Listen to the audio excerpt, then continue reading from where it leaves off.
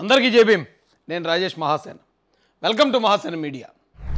RK గారు, ఆయనకి నాకు కూడా పరిచయం లేదు, ఎప్పుడు మేము మాట్లాడింది లేదు, ఆయన ఎప్పుడు నేను కలవలేదు. కానీ ఈ రాష్ట్రం కోసం జగన్మోహన్ రెడ్డిని డైరెక్ట్గా అటాక్ చేసిన వాళ్ళు ఆయన ఒకడు. జగన్ రెడ్డి చేసే ప్రతి తప్పుని, ఇంకా చెప్పాలంటే ఆయన చేసిన ప్రతి తప్పుని అందరూ అతను ఇప్పుడు ఎంత తప్పు చేశాడు అనుకోండి, జగన్ ఎంత తప్పు చేశాడు అని అనలేకపోయేవారు చాలామంది.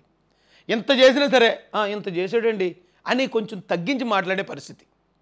అలాంటి పరిస్థితుల్లో జగన్ ఎంత తప్పు చేస్తే ఎంత చేశాడని చెప్పేవాడు ఈయన ధైర్యంగా. అలాంటి జగన్నే ఇప్పుడు ఈ రోజున చాలామంది వచ్చి జగన్ మీద వీడియోలు మాట్లాడేయటం, విశ్లేషణలు ఇచ్చేయటం, జగన్ అలా చేసి ఇప్పుడు ఏమైనా ఆడెవడో పంచి ప్రభాకర్ గారు కూడా రివర్స్ అయిపోయాడు, శ్రీరెడ్డి కూడా రివర్స్ అయిపోయింది. ఇలాంటి చాలామంది గోడ మీద పిల్లలు ఇప్పుడు రివర్స్ అయిపోయారు అతనికి.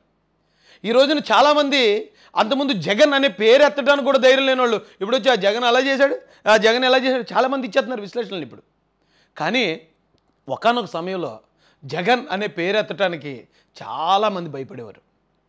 అలాంటి సమయంలో కూడా జగన్ని డైరెక్ట్గా అటాక్ చేసిన వ్యక్తి ఆయన ఛానల్ ద్వారా ఓపెన్ హార్ట్ విత్ ఆర్కే.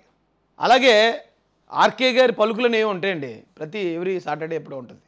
ఆ కార్యక్రమంలో జగన్మోహన్ రెడ్డి చేసేది పావలు అయితే రూపాయి పావలో చూపించేవాడు ఈయన ప్రజలకి.